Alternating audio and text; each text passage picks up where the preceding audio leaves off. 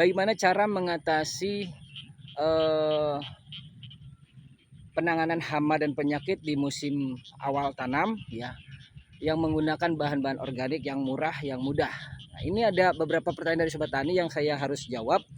Daripada saya jawab satu persatu, saya lebih baik saya jawab di sini supaya yang lain pun sedikit memahami.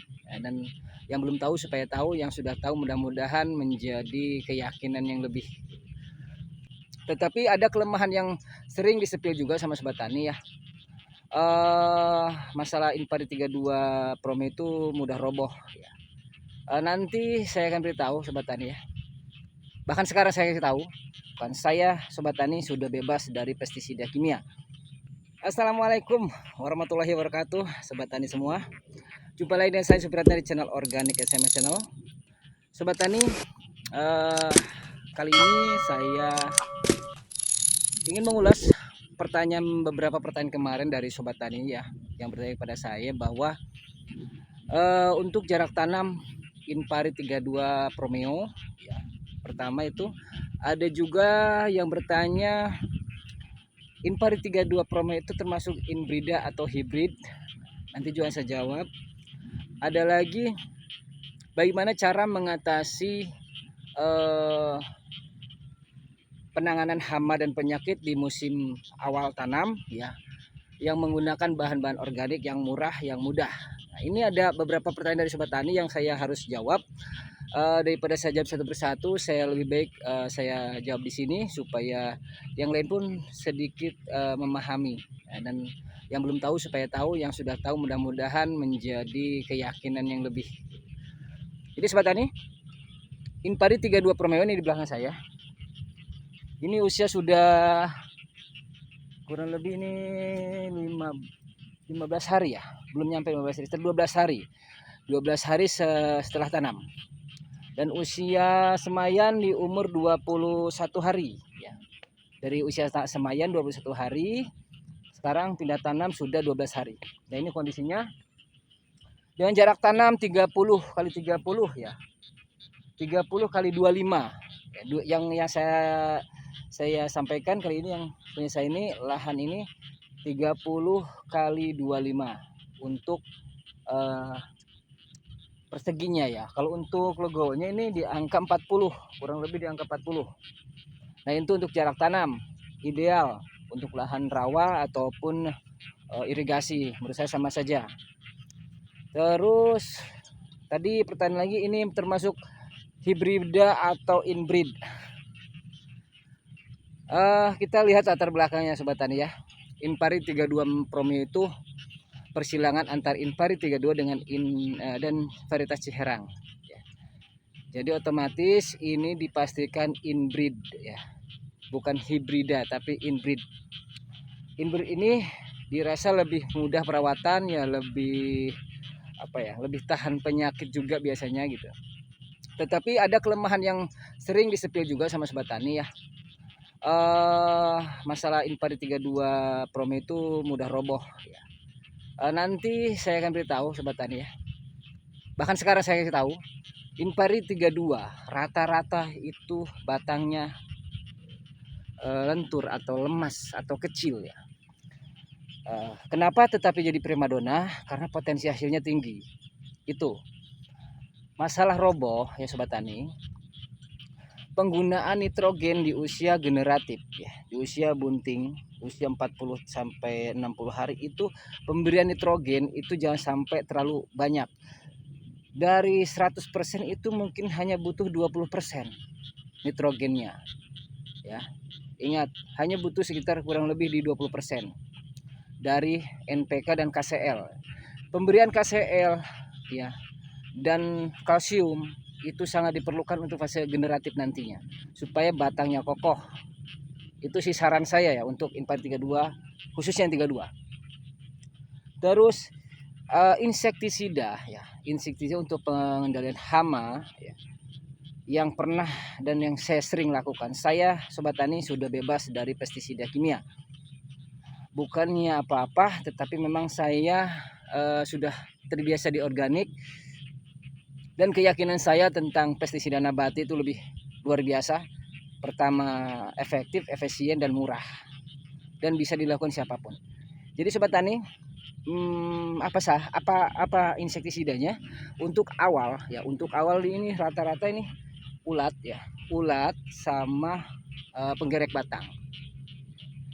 Ulat dan penggerek batang itu saya punya konsep 3 ya. Insektisida itu 3, panas ya, ada lengu ya, ada pahit. Dari 3 ya konsep ini kita harus bisa memilih bahan apa saja yang pas untuk hama tersebut. Sobat-sobat tani bisa ikuti ya beberapa bahan yang saya sebutkan nanti ini. Yang pertama, kawan-kawan harus cari namanya daun mindi. Daun mindi tahu? Kalau enggak, daun mimba. Saya gunakan mimba, bukan mindi, tapi mimba. Pertama daun mimba, kedua daun sirsak, ketiga sereh merah atau sereh wangi. Ya, 3 bahan ini wajib. Ditambah lagi dengan cabai Jawa, kalau enggak jahe ya, kalau enggak cabai rawit pun nggak apa-apa.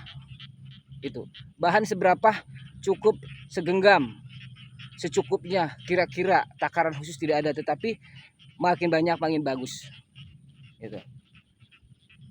Berapa dosisnya silahkan komentar juga nanti. Kalau memang kurang paham ya hubungi saya langsung juga bisa untuk insektisida nabatinya. Tambahannya ada 2 lagi tambahan pelengkap penyempurna dari insektisida nabati ini.